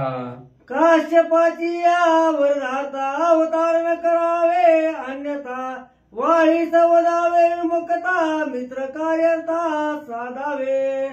लक्षात ठेवा प्रभू रामचंद्र एका दगडात 2 पक्षी संपले पाहिजे. एक अवतार कार्याला आपण आलेलो आहोत. त्या अवतार कार्यामध्ये ऋषी मंडळीच्या बोलण्याला डाग लागला नाही पाहिजे. ऋषी मंडळीनं जी काय लिहून ठेवलेलं असेल, जी बोलले असतील, जे केलेलं आहे त्यांनी त्यांच्या चरित्रावर बोट लावता कामा नये. त्यांच्या विरोधात प्रभू रामचंद्र तुम्ही जाता कामा नये. आणि दुसरं काम आहे, मित्राचं बी कार्य झालं पाहिजे. का तर जो संकटात मदत करतो तो खरा मित्र, आणि संकटात तुमला हम कपडे सांभाळते त्याला काय मित्र म्हणतात का? म्हणजे मित्राचंही कार्य झालं पाहिजे. आणि अवतारा आल्यानंतर कश्यप ऋषीच्या बोलण्याला सुद्धा असणारा तुमचा डाग लागला नाही पाहिजे, की अवेलना त्यांची ही झाली नाही पाहिजे. हे दोन्ही कार्य प्रभू रामचंद्र तुम्हाला साधायचे असतील तर वाळीला म्हणजे असणारा तुम्ही फसवून अडवून मारा. सुग्रीव बोलिला जे आपण सतताड विषमा जाण, एके बाणे करी छेदन वाली निर्दळन त्याचोनी. अजून सांगतो, राजा रावण कुणी सांगितलं अमृत नारीच्या ठिकाणी ते विषेन काका, तसंच असणार. ती बी भाऊच, पण हे पण भाऊच. एक जण एकाचं मरण सांगतोय, ऐकत नसतील काय आपल्याला त्यांच्या घरचं त्यांना माहिती. आपण म्हणतो ना तुका दुसऱ्याच्या घरी, ज्याच्या घरचं ज्याची त्याला माहिती असतं. आता ह्यांच्या घरचं ह्यांनाच माहिती, एकमेकाचं मरण सांगते ती म्हणजे आपण तरी काय बोलावं ह्यांच्यामध्ये असणार, काहीच बोलू नये म्हणजे असणार. मग असणार सुग्रीव राजे सांगू लागले, प्रभू रामचंद्र ऐका, ही सप्त ताडाची झाड आहे. सप्त ताडाची झाड ती ही विषम आहे. विषम कळलं ना, विषम संख्या गणितातले कळत असेल. एक झालं की 3, 3 झालं की 7, 7 झालं की असणार. अशी एका लाईनीत अजिबात नाही ती, एका लाईनीत सरळ नाही ती. अशी विषम, इकडे एक तिकडे एक तिकडे एक इकडे एक, अशी 7 विषम ताडाची झाड आहेत. जो कोणी एकाच बाणाने 7च्या 7 विषम असलेली झाडे जो कोणी पाडील त्याच्या हातून वाळी मरल, असं मला त्या मातंग ऋषीनं सांगितलंय प्रभू रामचंद्र. वाळी सुग्रीव महावीरा यावरी वेगळा जो आपण तिसरा, उतरील दुंदबीच्या कलेवरा वाळी वानरा तो वदिल.